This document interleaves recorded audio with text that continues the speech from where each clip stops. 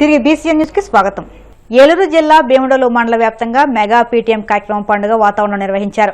మండల వ్యాప్తంగా ఉన్న 40 ప్రభుత్వ పాఠశాలల్లో విద్యార్థుల తల్లిదండ్రులు పాఠశాలను సందర్శించారు. ఈ మేరకు విద్యార్థిని ప్రగతిని, పాఠశాలలోని సౌకర్యాలు, అభివృద్ధిని ఉపాధ్యాయులు వివరించారు. పలువురు విద్యార్థులు తయారు చేసిన పలు ప్రాజెక్టులను అతిథులు, పేరెంట్స్ వీక్షించారు.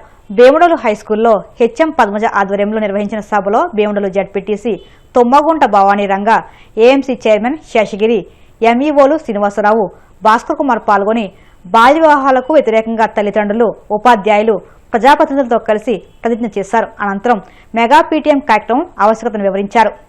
బుద్ధి కలవాడా, నీ కోపమే నీకు శత్రువులా మారుతుంది, నీ దుఃఖమే నీకు నరకంలా మారుతుంది, నీ ఆనందమే నీకు స్వర్గంలా మారుతుంది.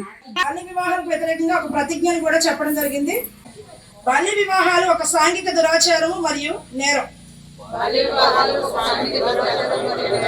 బాల్య వివాహాలు బాలికల విద్య, రక్షణ, ఆరోగ్యం, కళలను సాకారం చేసుకుని అవకాశాలను నా పరిసరాలు, నా గ్రామం మరియు సమాజంలో బాల్య వివాహాలు జరగకుండా చూస్తాను.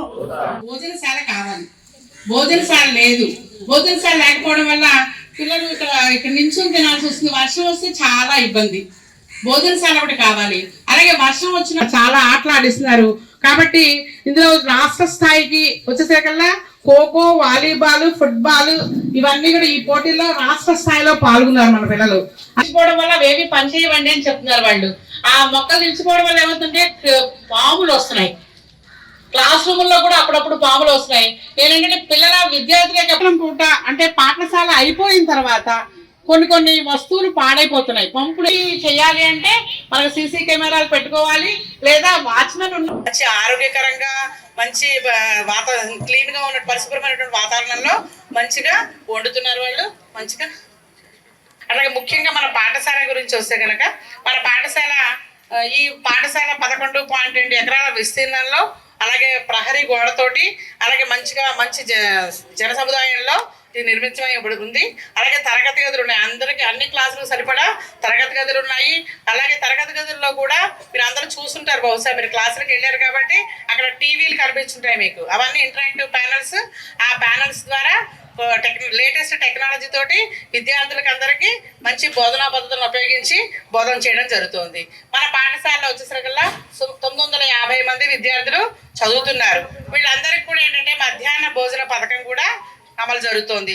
కృష్ణా జిల్లా బాపులపాడు మండలం వీరవల్లి వద్ద చెన్నై కోల్కతా జాతీయ రహదారిపై ఓ కారులో ఒక్కసారిగా మంటలు చెలరేగాయి. జంగారెడ్డిగూడెంలో ఒకే కుటుంబానికి చెందిన 7గురు విజయవాడ కనకదుర్గమ్మ దర్శనానికి కారులో బయలుదేరారు.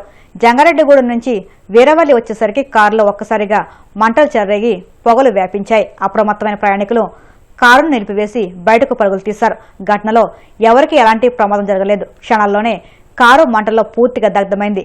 అగ్నిమాపక సిబ్బంది ఘటనా స్థలానికి చేరుకుని మంటలను అదుపు చేశారు. పాన్ మసాలా తయారీ యూనిట్లపై సెస్ విధిస్తూ తద్వారా వచ్చే నిధులను జాతీయ భద్రతను బలోపేతం చేయడానికి, ప్రజారోగ్యాన్ని మెరుగుపరచడానికి వినియోగించాలని ప్రతిపాదించే health security cess national security cess bill 2025ను Lok Sabha ఆమోదించింది. పాన్ మసాలా కంపెనీలపై సెస్సును ప్రతిపాదిస్తూ ఆర్థిక మంత్రి నిర్మలా సీతారామన్ ఈ బిల్లును సభలో ప్రవేశపెట్టారు. ఈ బిల్లుపై జరిగిన చర్చకు సమాధానమిస్తూ ప్రజారోగ్యం రాష్ట్ర పరిధిలోని అంశం కాబట్టి సెస్సు ద్వారా వచ్చే నిధులను రాష్ట్రాలతో పంచుకుంటామని ఆమె స్పష్టం చేశారు. ఈ సెస్సు ద్వారా సమకూడిన నిధులను జాతీయ భద్రత, ప్రజారోగ్యానికి వినియోగించనున్నట్లు తెలిపారు. పార్లమెంట్ దిగువ సభలో ఈ బిల్లును మూజువాణి ఓటు ద్వారా ఆమోదించారు. Cess which gets collected, part of which will be spent on public health, the other part of it will go for defense related purposes. The moment I say this, and of course there are members who have spoken about it as well, so I'm giving a clarification. Public health is a state domain. States manage public health. National defense is a government of India domain. In the list of businesses for center and state, it's very clearly divided. In this day and age, where credible defense capabilities are absolutely critical for national defense, we need to raise resources to buffer defense requirements. Also because modern conflicts are dominated by precision weapons, autonomous systems, space assets, and also cyber operations.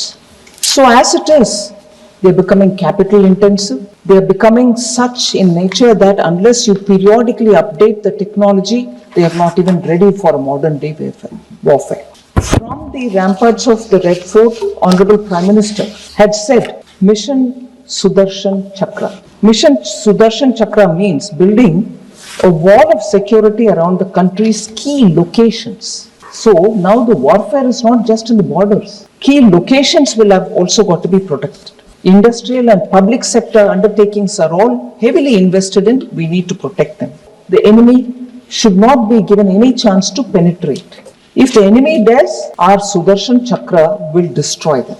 That's the capability we want to bring in. Now, during Operation Sindoor, sir, you will be aware how our three services worked together using signals, drones, and all kinds of digital technological advances that we have.